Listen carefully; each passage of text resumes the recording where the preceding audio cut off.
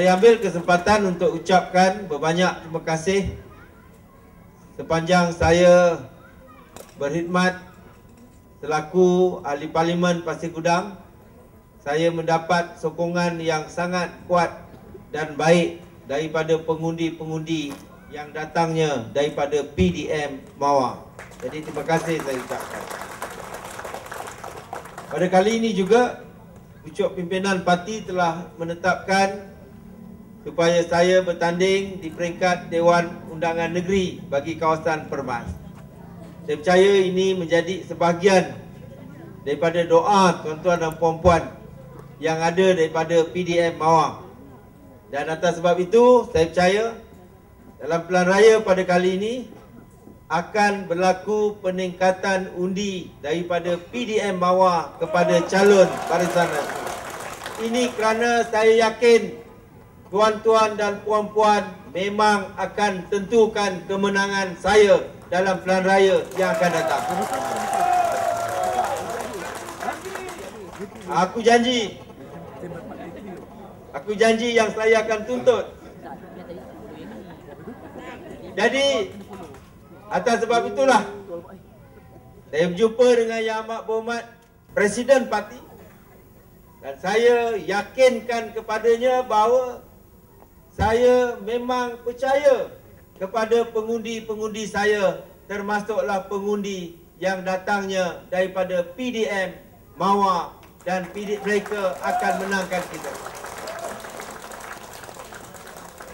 Dan satu lagi perkara yang sangat penting, tidak seperti wakil-wakil rakyat yang datang daripada parti-parti pembangkang, ialah saya ingin bertanding di Permas sebagai salah satu daripada Dewan Undangan Negeri yang terdapat dalam Parlimen Pasir Gudang yang telah saya mewakili selama 2 penggal, ialah kerana saya ingin buktikan dan saya ingin tunjukkan bahawa saya setia kepada pengundi-pengundi saya.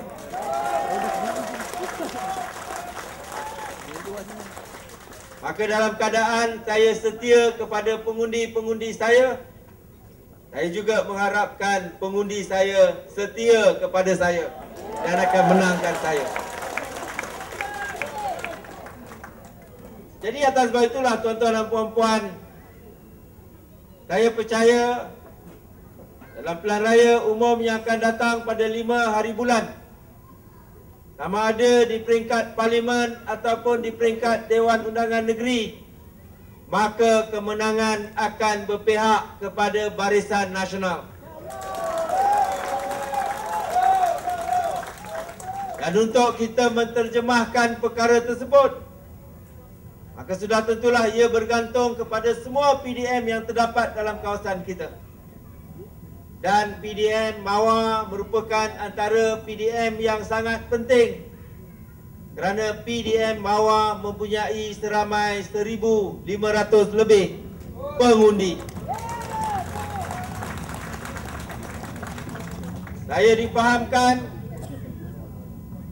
tinggi juga peratus pengundi-pengundi yang putih yang akan beri sokongan kepada Barisan Nasional daripada PDM Mawar.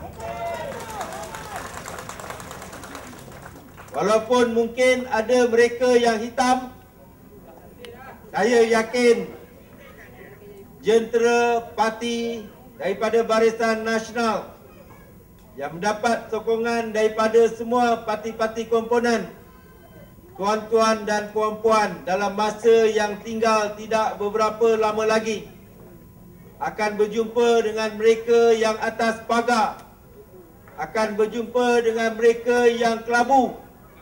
Mana? Saya yakin dengan semangat juang yang tinggi akan juga jumpa mereka yang hitam sehitam-hitamnya untuk memutihkan mereka supaya mengundi kepada Barisan Nasional. Jangan kita fikir kalau kita tukar kerajaan, maka keadaan kesejahteraan yang berlaku pada hari ini akan terus dinikmati oleh rakyat dalam negeri kita pada hari ini. Maka atas sebab itulah tuan-tuan dan puan-puan, kita perlu pertahankan barisan nasional sama ada di peringkat pusat ataupun di peringkat negeri. Kita tidak mungkin dapat membawa kehidupan yang lebih baik untuk rakyat dalam negara kita kalau kita hanya bersandarkan kepada polemik dan berpolitik antara kita sesama kita. Kita mungkin pandai bercakap, tetapi tak pandai nak urus negeri, rakyat akan merana. Rakyat tak boleh hidup senang hanya kalau kita pandai berpolitik dan kita caci maki antara satu dengan yang lain. Rakyat perlu pembelaan melalui dasar-dasar yang pragmatik dan juga realistik, dan Barisan Nasional mempunyai track record dalam mentadbir negara dan juga negeri dengan melahirkan dasar yang pragmatik dan juga realistik. Maka atas sebab itulah kita wajar mempertahankan kerajaan Barisan Nasional dalam pilihan raya pada kali ini. Kita semua